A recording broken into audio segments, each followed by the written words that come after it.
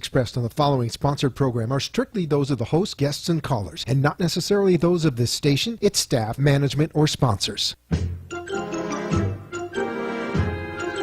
Welcome to the Caregiver Reality Show with your hosts, David Levy and Paul Vadiato, who bring you more than a combined 25 years of practical experience, helping thousands of family caregivers, helping them find solutions to the challenges and frustrations presented by this important responsibility. So if you are in the position of caring for a spouse or a parent, a loved one who is no longer able to care for themselves, or if you know someone who is, this hour will be worth the listening. Now, let's tune in to today's edition of Caregiver Reality with your hosts, David Levy and Paul Vadiato. Welcome back. Your dreams were your ticket out. Welcome back to that same old place that you laughed. Welcome, South Florida, America, and the world. Well, we're back. All right, after a 3-month hiatus north of here on a radio show from 7 to 8, we got drawn back in order to become drive time and talk to you folks while you're in your car, and hopefully you'll be listening because we have got some things that you really need to know. And you can watch us on Caregiver Reality. You're listening to us on WWNN 1470 AM. You can hear us on iHeartRadio. And if you want to talk to us, we're at 1-888-565-1470. So there's no reason not to communicate with us or not to hear and see what we're doing. And very soon there'll be a phone app for Caregiver Reality, so there'll be no excuse not to hear us no matter where you are.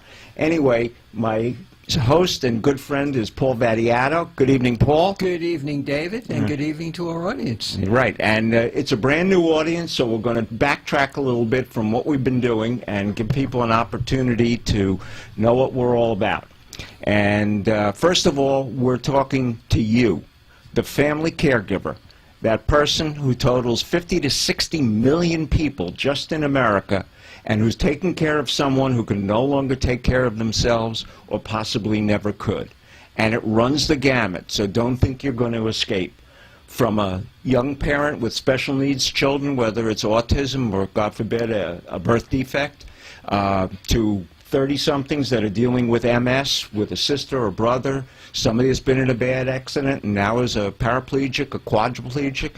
We're talking about our heroes coming back from Afghanistan, from Iraq, the wounded warriors. Believe me, when they come back, it's more than just that prosthesis leg, that great-looking thing that you see them running around on. But so many of them come back, and now they've got young wives, young husbands, and children that are trying to deal with the issue of chronic caregiving. And, of course, we're not going to skip over the one that scares us all, and that's Alzheimer's. And we'll be discussing it. One of the things you need to know about this show is that we talk about things that you have never heard about, but you need to know about because it will affect you. And if you think that you haven't been a caregiver yet, let me tell you, you will be. If you haven't been, or you are now, you will be, and more than likely, you're going to be doing it again. You might have done it for grandma or done it for your parents, but you're going to wind up just like Paul and I. We're spousal caregivers. So when we talk to you, we're not only telling you from our professional perspective of 25 years of doing this, we're talking to you because every day we're dealing with caregiving at home. I'm also a long-distance caregiver. Paul, over the last 10 years, was the caregiver for his father, who passed away last year at the age of 101. And so we've been over the hurdles and down the slope. So we want you to stay tuned and listen because this is going to be affecting you, and it affects everybody. Paul? David, it's so good to be here. Caregiving is so ingrained, I guess, within us as spousal caregivers, and we tend to be sometimes on automatic, but the stresses that are there for those who are caregivers are so often overlooked and neglected. the feelings that we have that come to us that sometimes we're embarrassed even to acknowledge, the guilt, the frustration, the anxiety, the sometimes anger, resentment. Those are all things. Guilt. Caregiver guilt, yeah. right? If you think you have Jewish Italian guilt, wait until you get caregiver guilt. But despite all of those feelings, there's a job that we need to do, and we have to do that 24/7, and our loved ones depend upon us. Of course, and one of the things we need to know, with 50 to 60 million caregivers, and I'm not saying that everybody is a 724 caregiver, but more than half are, and close to 15 to 20 million are dealing with some form of dementia. And when I say dementia, I'm talking about diseases that affect the brain. Alzheimer's is probably undercounted right now at about 5 million plus people in this country. Parkinson's creates dementia in many, many cases, and there's another form called temporal frontal lobe, which now that they've added it into the dementia group, is another very scary form of dementia. It almost works in the reverse of the way Alzheimer's works, is that you really create very aberrant behavior early on and then slowly move into forgetfulness, as opposed to having forgetfulness and then succumbing to more of a brain degeneration. And let me tell you, folks, we will clearly make the distinction between senior moments that we all have, no matter what age we are, and what we're talking about. But this is not the Alzheimer's hour, and you need to understand, one of the things that this program is about is that we draw a very bright blue line between what we do and what the clinical profession does. One of the things that we talk about, that we've written about, that we're known for, is family caregiver practical problem solving. And that's the 85% of caregiving that's non-clinical. Why is it non-clinical? Because family caregiving is not a disease. It's a role. That's not to say that at times family caregivers don't get stressed, have their own illnesses and diseases, and it may be a circumstance of caregiving, but you didn't catch a bad case of caregiving, all right? You landed in it, whether you volunteered for it or tagged your it. No matter how it arrived at your doorstep, you're doing it. And one of the things that we'll be talking about over the next weeks and months to come, and not to upset your drive time, is a lot of different things that you folks need to be aware of and recognize. And one of the things that is so very, very important to us regarding caregivers is that we are all about supporting and helping to educate, not going back to school, but to help you understand, because the key to caregiving, and you'll hear it over and over again, is to understand the system that is out there that is not caregiver friendly. Whether it's the medical system, the legal system, the financial system, and all of the other pieces that you're trying to figure out and fit into your life as a caregiver are not very friendly. And one of the things that we have learned over a quarter of a century of doing this is it's not intuitive. It's counterintuitive. It's complex, it's complicated, and it's confusing. And we deal with caregivers every day, not just because we're doing it for our spouses and other loved ones, but because we run support groups, we deal with caregivers, we consult, we speak, we run seminars. We are people that are in this right up to the tippy top. And there is very little that we haven't seen. But yet, every day, we learn something new, because the one thing that you can know about family caregiving is just when you think you know it, something else happens. And one of the reasons that caregiver support groups are so good for caregivers but are so good for Paul and myself is because they are dealing with the leading, bleeding edge of the system every day. And when they run into problems, they bring it back to that support group, and they deliver the message in a way that we could never do sitting in our chair.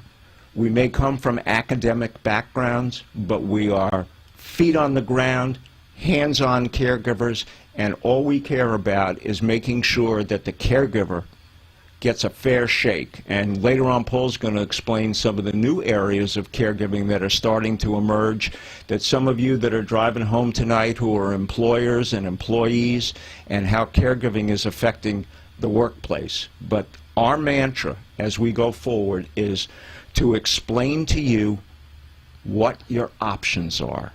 Even if they're lousy options, you need to understand them so that you can make wiser decisions and have the peace of mind that you did the best you could with what you had at the time you had to do it.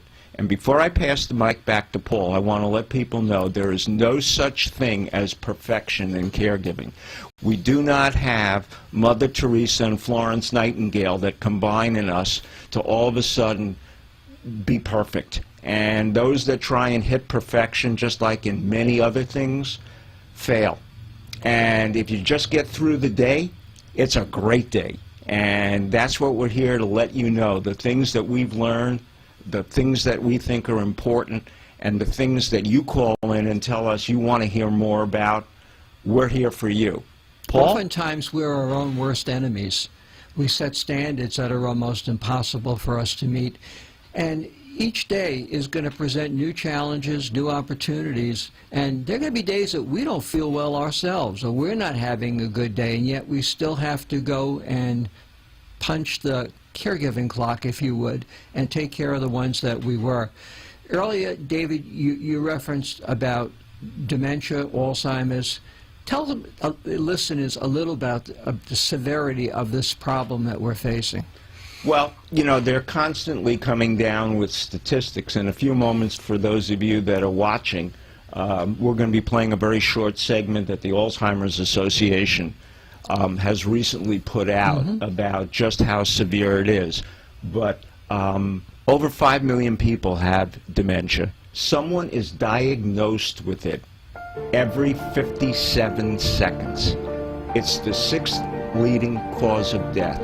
There were new statistics that came down yesterday that said 1 out of every 3 women over the age of 60 will wind up getting dementia. And one of the reasons is women live longer than men, but there have to be some other reasons besides that. We're just starting to learn about the brain, and so it's real important. One of the things that we do is that when the news blurbs come out and the sensationalistic headlines come out, we go back in and do the research, because we want you to know whether it's real, whether it happened to one mouse in a test tube, or whether or not this is the leading edge of where research and good science and good medicine is going.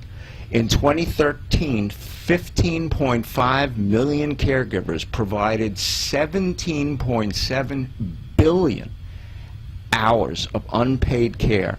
And if we just valued it at $10 an hour, and it's pretty hard to find anybody these days, even though they just talked about on the news tonight a $10.10 minimum wage, but it totals close to $250 billion. And that's just Alzheimer's. When you look and see what 50 million caregivers are doing, it's already up over $500 billion, and it's growing. And one of the problems is, and that we all need to understand, we do not have a caregiving gene. We know how to nurture. We know how to hopefully be good parents. If not, there are 100 books from Dr. Spock forward that will tell you what it is they think you need to know. And there's an awful lot of information out there, but you have to understand what you're really looking for. And it's great that people who are celebrities and others write books that say how I took care of my mom. But how they took care of their mom is not how you may necessarily be able to take care of your mom.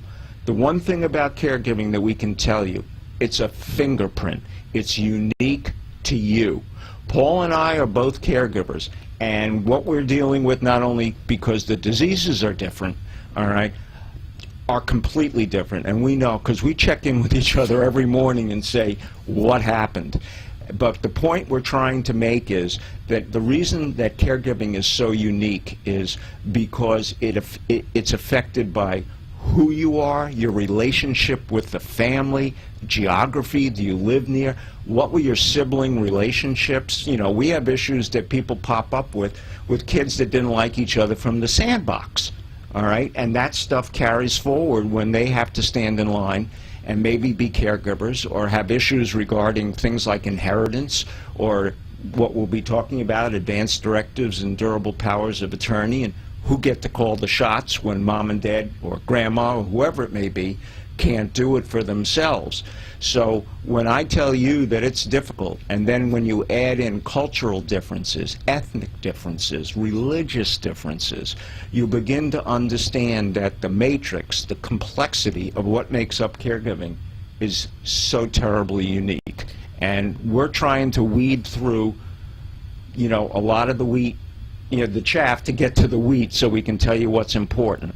Anyway, just to finish up those statistics, that if you didn't have the opportunity to see them, almost 2/3 of Americans with Alzheimer's are women.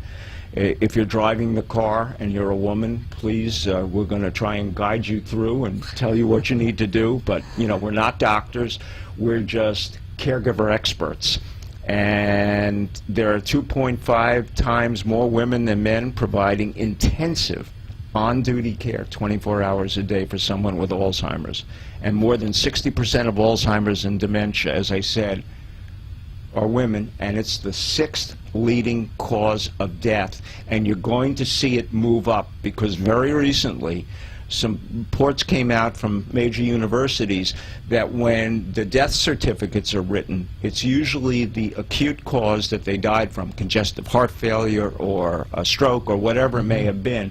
But so many of them had an underlying Alzheimer's situation. And right now, because there is no cure, and we've gone through an awful lot of medicine that we thought was going to work over the last couple of years, and we're going to be having some experts on that will explain to you in ABC language why those failed and what we're trying to do now. Yesterday, Paul and I were up at Scripps in Jupiter getting some education that we didn't realize was going on, and we deal with this stuff every day. So I want you to know we're going to be your competent authority. We're going to be here during drive time, and you're listening to us on CaregiverReality.com, iHeartRadio. If you're driving in your car and you're on FM, it's WWNN 1470, and we're here, 1-888-565-1470. And if you don't call, a lot of people have told us over the last 7 months, it's just too damn interesting to interrupt you. But you can reach Paul at caregiverreality.com or David at caregiverreality.com, and we will respond. And on that Caregiver Reality website, you will see past shows. We are lucky enough to be in a position to videotape and do live support groups. You'll see things and hear things that you've never really heard before because our caregivers trust us and they allow us to let them help others understand the value of a support group and what it means to have individuals at every piece of the spectrum of caregiving, from brand new to having lost a spouse who comes back and wants to share, care, and demand their legacy of trying to help others. David, we're also cognizant that we are very blessed. I mean, we're doing our show here in Boca Raton, Florida, but we are streamed virtually everywhere in the United States, or for that matter, the world. And we recognize that the resources that we may speak of that we have available to us here might not be available in the rural areas or in some of the less populated places.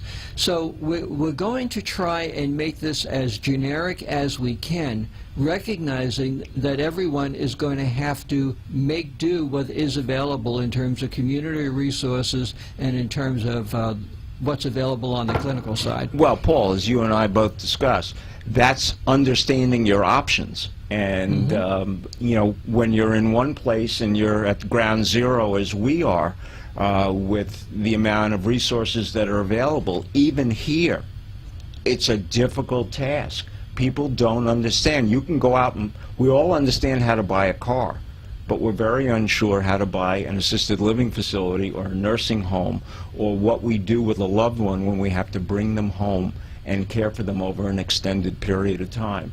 So we're here to be your resource, your competent authority, that we know, we've heard it, we're experts at what we do, but we're not magicians, and you know, we will just continue as we learn every day more and more. We're here to share it with you, and whatever you got out there that you're dealing with, you throw it at us. We may not have an answer for you at this minute, but we'll at least help you to try and understand where you are in the process. And so Time for a break. time for a break. All right, so we're going to take our break. We'll be back right after the break, and you're listening to us on WWNN 1470 AM, and we hope you'll be back right after the break. Are you a family caregiver? Are you taking care of a spouse or loved one who can no longer take care of himself or herself? Are you dealing with Alzheimer's disease and don't know what to do? Do you feel burned out, frustrated, and just don't know where to turn? You've tried doctors, lawyers, and mental health professionals and have come to realize that they don't have practical answers to these questions. What you need are experts, non-clinical family caregivers with 25 years of active experience helping thousands of family caregivers like yourself. People who can help you provide a better quality of life for yourself and your loved one. Who you need are David Levy or Paul Vadiato. Reach David at david@caregiverreality.com or reach Paul at caregiverreality.com and let them help you pick the right path towards improving the quality of life for you, the caregiver, and your loved one. This is Caregiver Reality with gerontologist David Levy and caregiver expert Paul Vadiato, who ask you to call in and speak with him on the air toll-free at 888-565-1470. That's 888-565-1470 to share a story or important information. Now, back to today's Caregiver Reality Show. Well, we're back, and we hope that you're finding what we're talking about interesting as you're driving home or wherever you may be in your car, or listening on your radio or iHeart or on caregiverreality.com. Whatever you need to do, and as I said, very soon we're going to have an app for the phone, so there will be no excuse for not hearing us. But I want you to know that we'll be bringing you things, as I said earlier, that you haven't heard before, that constantly astound even Paul and myself as we move forward in the world of caregiving. So, Paul, why don't you take over for a few minutes? Thank you. David, I had a very interesting lunch this afternoon with one of the leading employment attorneys, not only here in South Florida, but perhaps in the state. And we started talking about this issue of caregiving in the workplace. And a little bit perplexed when we first started the conversation. And she said, tell me more about it. And I said, well, let me run a couple of scenarios past you. And from the employer's perspective, give me your reaction to it. So the first scenario was, and you're looking to hire somebody who is brand new, and the law does not allow you to ask if you are a caregiver, but should that information come out during the course of the conversation, sort of a by the way kind of a thing, and you have two candidates that you've settled in on, both equally qualified, take away other differentiators that may be there, which one are you going to choose? And she thought for a second, and then she said to me, well, I'm looking to hire somebody who is full-time, and it sounds like that one already has at least a part-time job, if not a full-time job. She doesn't get hired.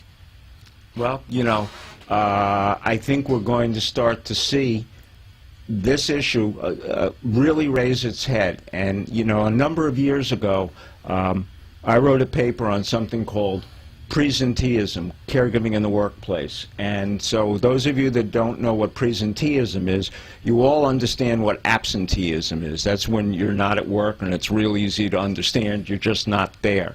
But presenteeism means that people show up but they can't work to their full capacity because either they've got the flu, they're diverted because of other things, and caregivers are definitely one of those people, because if you think that caregivers, right, hang up caregiving at 8 o'clock in the morning when they go to work and don't pick it up again until 5 at night when they come home, assuming that they even have those kind of good hours, you're very wrong. All during the day, they're worried about mom, they're worried about issues, and they're also trying to fly under the radar for exactly the point that you just made in your conversation at lunch.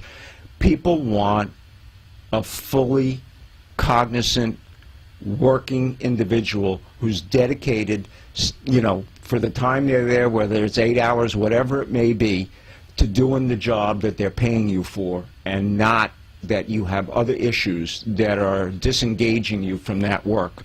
The productivity loss, meaning the fact that people, and the older the workforce gets, and we find that the real valued workers who are earning big salaries, and especially inside the corporate suite, we have people earning extraordinary amounts of money. They can't delegate this to their secretary. You can't buy your way through caregiving. And if somebody who's making $200,000, $300,000 a year, and that's not unusual at all, because today you were looking at Forbes to look at all the millionaires and billionaires. But the point is, if somebody's making a few $100s an hour, all right, and they take an hour every day that they have to, that's $1,000 worth of lost productivity, and it ripples. And so caregiving in the workplace is going to become more and more of an issue. And one of the things that we know, and you and I discussed it the other day, is that most employee assistance programs give you stuff. You know, I can find you a geriatric care manager who are very good at what they do, and I can give you 3 nursing homes in your area. But what do I do after that? And so we are really behind on dealing with caregiving in the workplace, and the latest statistics that have just come out, 33% of the workplace are caregivers dealing with some issue or another. Running out of places to hide. So I continued the discussion, and I said, let me give you another scenario. You have 2 sales managers, both extraordinary, of equal capacity, again, taking away anything that might differentiate one from the other. And you're looking to promote one of them to a district manager that is going to involve traveling to meet at the stores to make suggestions. And again, you've noticed that under the radar, one of the sales manager is a caregiver and is seemed to be taking time off along the way. Who gets the job? Well, yeah, and especially that's one of the things that keep caregivers under the radar, is because they're worried about A, losing their job altogether, or not getting that promotion, or caught in the predicament of, what do I do with the loved one that's waiting for me at home to help take care of them, and I have to be in Cincinnati tomorrow, and then I have to be in Toledo the next day, and I won't be home for the next 3 or 4 days. Can I find somebody? Are there others in the family? How do you plan for those things? And that's some of the stuff we'll be talking about, because these are part of options. These are part of the things that you need to understand. Caregiving does not envelop you, all right, and all of a sudden you know what to do. And I said it earlier, we don't have a caregiving gene. So where else did that conversation go? Well, it moved along a little bit further, and we said, okay, let's also suppose that somewhere along the way, the word discrimination pops into the conversation. That I didn't get the job because of, or I didn't get the promotion because of. Potential litigations. She says, well, don't know, really haven't given it a lot of thought. I said, well, let me ask you, what about having policies written within the corporation that specifically address what the firm is going to do for those that are caregivers and what support might be available. Might that help? And she gave a lot of thought, and she was saying, you know, that really would be very difficult to do, because if it was something under the American Disabilities Act, you can raise a desk, you can buy a special chair, you can make accommodations that might fit that particular disability. But if somebody's a caregiver, it really limits what a corporation can do. And she said, you know, that's something that's going to really needed to be looked into, because caregiving is becoming so much more prevalent in the workplace. All right, and it's only going to continue to grow. People need to work. People are working longer. We see more 70-year-olds in the workplace than we ever have before. It's not just that they want to keep busy, they need the money. Many of us never realized in between 2007 and 2010 that a lot of the benefits that we thought were coming, the funds that we had put away aren't there. They've been through the shock of a recession and haven't completely recovered yet. All of the people that have lost their benefits altogether in reorganizations and bankruptcies, where we see pensions and other defined benefits going by the wayside. And it's going to be very, very difficult. And one of the big issues that we're going to see is, and we'll be getting into this more and more each week, is that the formal health care system, meaning the doctors, hospitals, and facilities, have dumped on the informal caregiving system, which is all of you unpaid family caregivers, huge responsibilities, not only to do things clinically that you've never been trained for, but also to move through that whole system and try and figure out what it is you're going to do, what is it that you can do. Things like Medicare are constantly changing. I know this week I've been dealing with the durable medical equipment business, which is wheelchairs, beds, canes, walkers, whatever it may be, because of my wife had surgery in the last 2 weeks. And she's been home for 10 days, and I finally got a phone call today that asked if I needed a walker. I said, where were you 10 days ago when she came home? Well, we only got the paperwork yesterday. So, I mean, you know, here, as it was, I knew what she was going to need. I didn't wait for Medicare. You know what I did? I went downtown Boca Raton to one of the consignment stores, and believe me, the one thing that people get rid of very quickly, canes, wheelchairs, commodes. Well, I wasn't going to look for a used commode, but I found exactly the walker that I needed. And so it was there because we put it in there, because I knew she was going to need it, but I never realized, because we hadn't gone through this very recently, the delay. And one of the reasons is because the durable medical equipment business is under such scrutiny from Medicare, because it's been, you know, just all kinds of fraud. And I'm not saying there aren't real good ones out there. There are, but there are an awful lot that have been billing for wheelchairs that never got delivered, and for people that have been dead.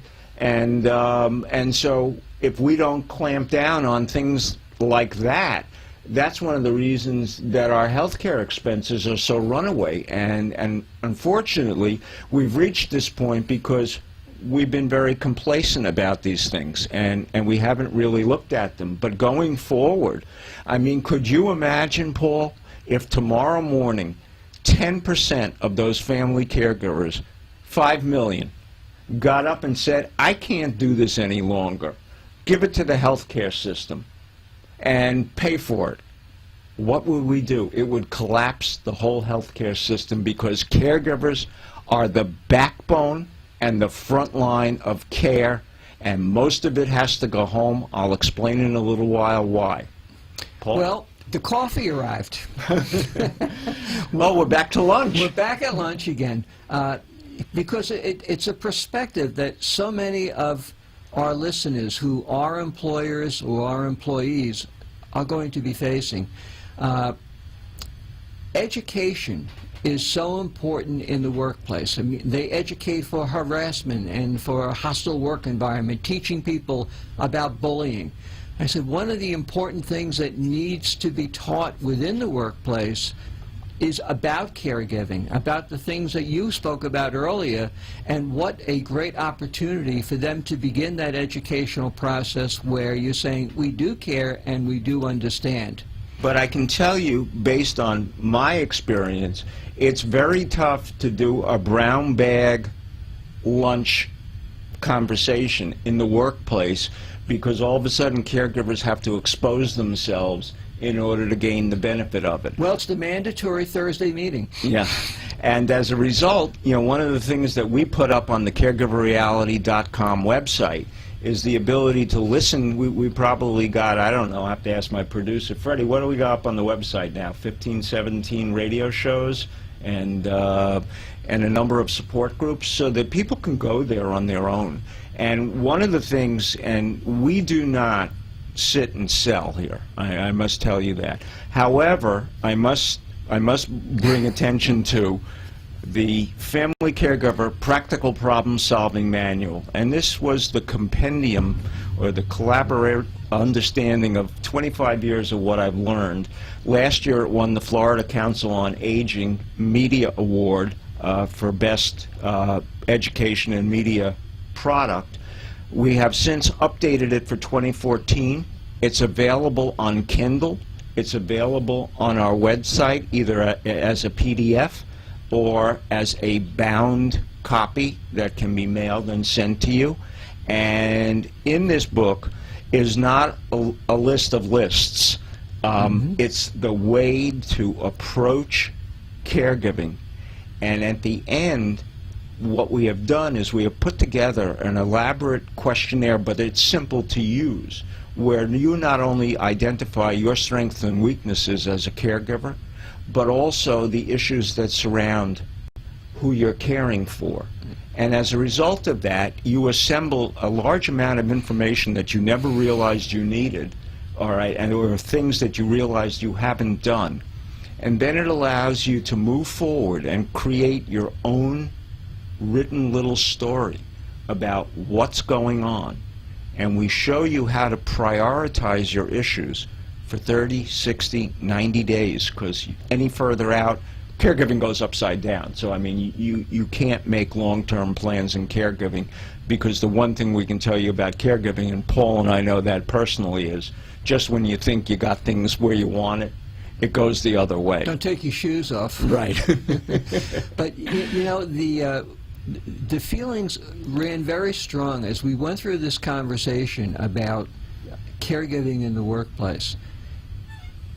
The conversation ended with, you know, if we're going to talk about the responsibilities of what needs to be done in the workplace, you can't separate that from the personal responsibilities of the workers in terms of diet, exercise, obesity, physical exams, the type of things that they should be doing, the types of things that oftentimes aren't done. And I think this is going to be part of a much more comprehensive discussion that through the months to come we'll take apart and explore here on Caregiver Reality Hour. Well, One of the things that we truly understand, and it's especially true with almost any disease. There was a lot of conversation today in the Wall Street Journal about your heart and a lot of different issues. And, you know, it all breaks back to, and this holds very true for dementia, and when we have on Dr. Mark Brody, who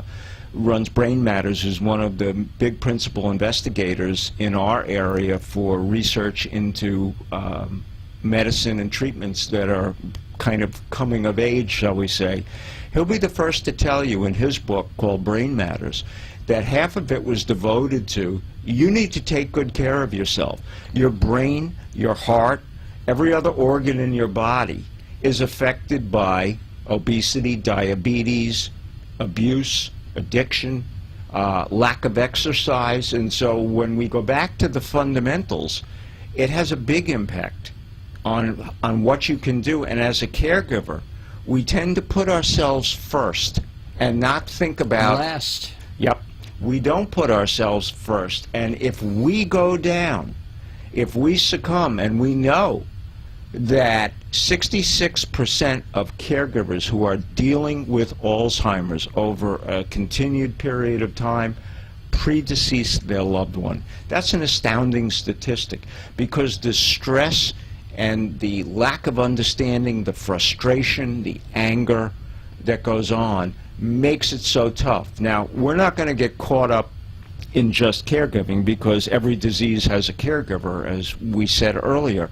But this is the toughest, and so this is something that 15 million people are dealing with every day. And so if we can shed a little light, if we can give a little bit of guidance, it's not that the Alzheimer's Association and everybody else isn't doing their best, but they're really talking about the disease, and we're talking about the caregiver. And therein lies the distinction.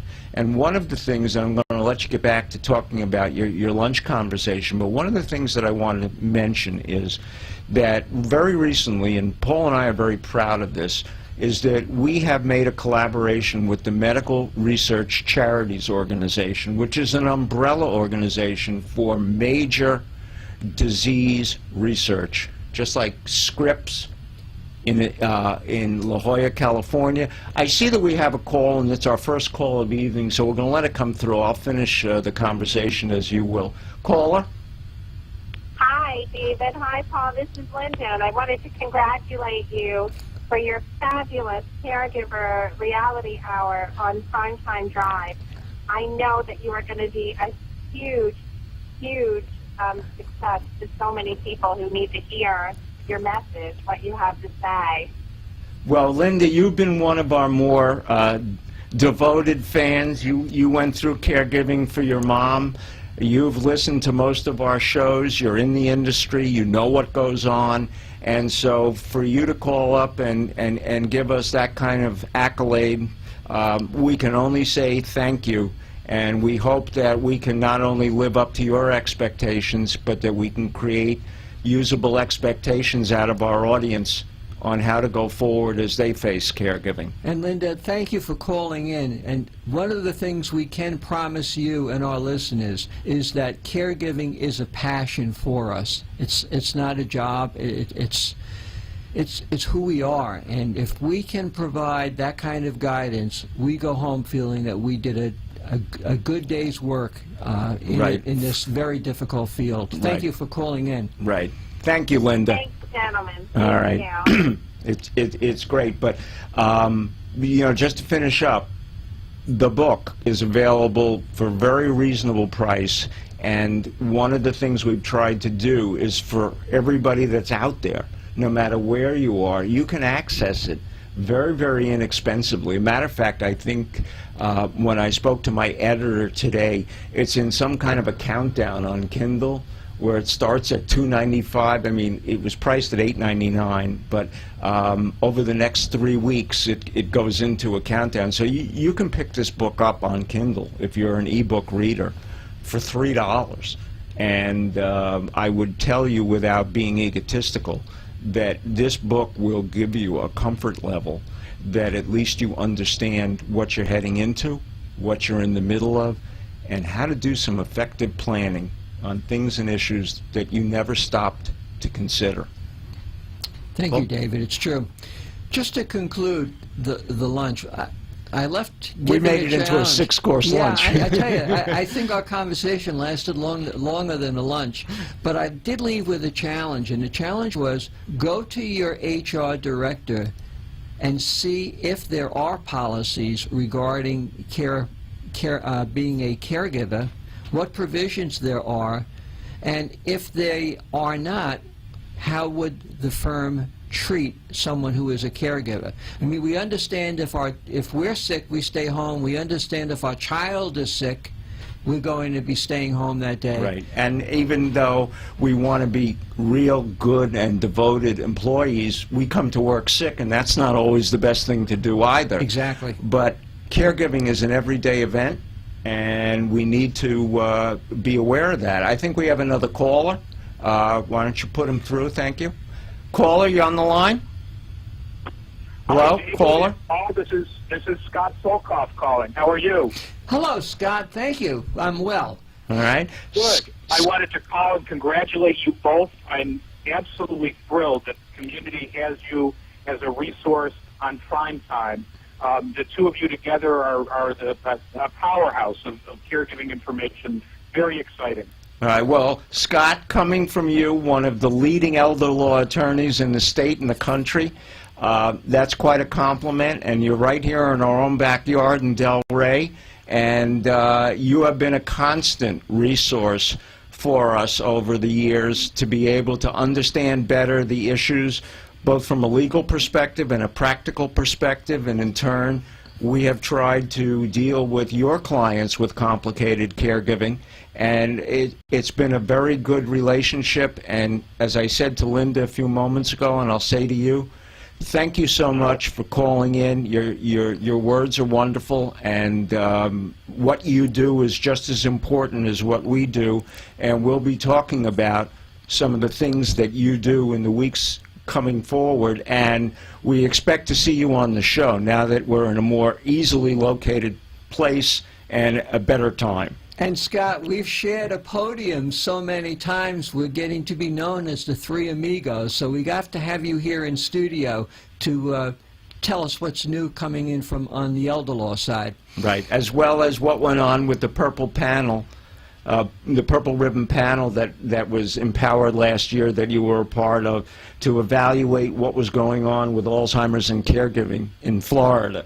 And so we'll be very interested because you have a wealth of information, and I want to thank you also. Our audience needs to know that we have the opportunity when we film our support group. Scott graciously gives us his executive conference room, and it's a wonderful setting and a great opportunity. And when you go on the website and see some of those, I always start the show out by complimenting and thanking Scott for everything that you do for caregivers and everything that you do as part of who you are, and thank you very much. It's an absolute honor to know both of you, and good best of wishes on your show. Thank you. Thanks, Scott. Well, that was Scott Solkoff, and as I said, one of the leading elder law attorneys and elder law, and what we'll be discussing in the future, your durable powers of attorney and advanced directives so that you're in a position to help guide your loved one when they can no longer speak for themselves, act for themselves. And I can only tell you, last week, in the middle of doing one of the shows that we did, I, as a long-distance caregiver, had my sister and I are the last living relatives of an aunt and uncle who live in Pennsylvania and in Philadelphia. And so we've been doing long-distance caregiving because she lives in Virginia. And in the middle of it, my uncle, who had been taken to the hospital, we got a call from the intensivist in the intensive care unit. And he was standing over him and he's saying to us, well, your uncle's lungs are filling up with fluid and his heart isn't going to hold, but I can put a Band-Aid on this.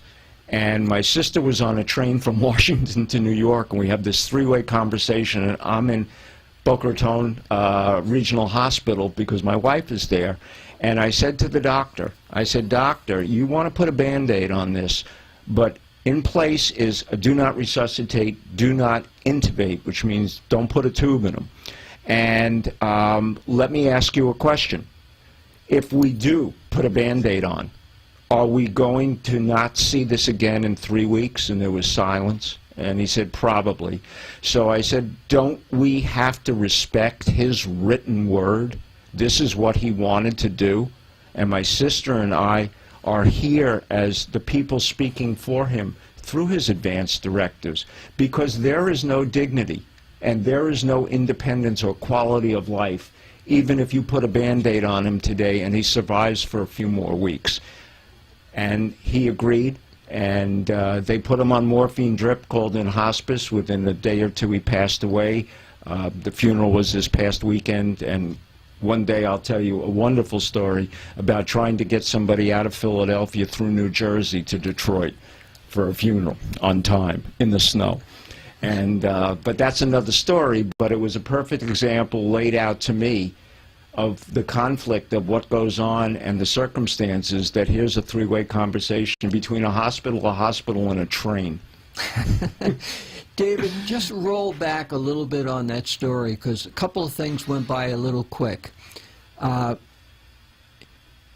Used to be, and maybe is in other parts of the country, that your physician, be it an internist or a family practitioner, would actually go into the hospital to see you and do rounds every day. Why don't you explain how the trend is moving, at least in our area, and seems to be growing as a national trend? Well, first of all, we may all have wonderful doctors, but not every doctor has admitting privileges for the hospital. And if it's something serious, it's usually turned over through the emergency room to people called hospitalists, who are there on behalf of the hospital to essentially treat you during the course of your illness. Physicians. They are physicians, absolutely. But very often, they're calling the shots, and we don't know necessarily who they are or exactly what they're doing. And just because you're a wife, a daughter, a son, or a caring significant other, you go and ask, can I see the record? Can I please understand what's going on? And the first thing you're going to hear, let me see your written authorization, your advance directives, or that durable power of attorney that says you're this person's healthcare surrogate, this person's healthcare substitute. And even then, and I had it happen to me 2 weeks ago with my own wife, I walked in with the paperwork and they said, unless the doctor authorizes it, and unless we bring a patient advocate up to watch you look at the record, because God forbid I was going to change something, it was even difficult then. And I had the paperwork, and I know what I'm doing. I'm in this business a long time. But they threw it right back in my face. And it just so happened that I said, this isn't fair. I have a right. And I called Scott, just by coincidence, who wrote a very strong letter to the hospital that I didn't have to use, because the next day everybody kind of got in line and I was allowed to see the record, and all I wanted to do was understand what had gone on. Okay, explain to our listeners, this is not because doctors are uncooperative. No. There's legislation that dictates who they can share information Right. with. Those are what we call the HIPAA laws, and it's an acronym, and it's basically the Health Information Protection Act, and it stops people from just gaining your health care information. For our protection. It is for our protection, but sometimes in the desire to be really, really, zealots about it, they overprotect. Yes. And if you don't realize at the time that you didn't do this paperwork in advance when your loved one was coherent and able to sign documents and know what was going on, you're left with very few options. Either you find somebody that's willing to kind of share with you what went on, but it's not their obligation. And this holds true for nursing homes. This holds true for anybody that's dealing in memory clinics, etc. Any place that you wind up with a clinical provider that has information about a loved one, the ability to get it, no matter what your relationship is, and I will let everybody out there know, anybody that had kids now that have become the age of majority, whatever state you're in, it's the same thing works. If they're going off to college and they're 20, 21 years old, and something happens, you're going to run right smack into the same HIPAA laws, and you're out of state, so you may not even have a doctor or somebody locally. Your kid's going to school in Boston, and you're down here. So it's something that everybody needs to have, and it's something that is essential. You and I consider it to be the rudder of the caregiver ship. Without the ability to speak on behalf of the person you're taking care of or that you're responsible for, you might as well go back to square one and talk to the wall. And while every state is different in what they allow and don't allow within these advanced healthcare directives, here in Florida, they really allow a lot of latitude in spelling out, especially towards the end of life, what it is that we want, what we don't want, and with clarity be able to express our wishes to our families as a self-declaration. Well, and that's very true, and everybody should have the right to say, and not just because it's end of life, but we'll just mention that, is that this is what I want when I can no longer speak for myself.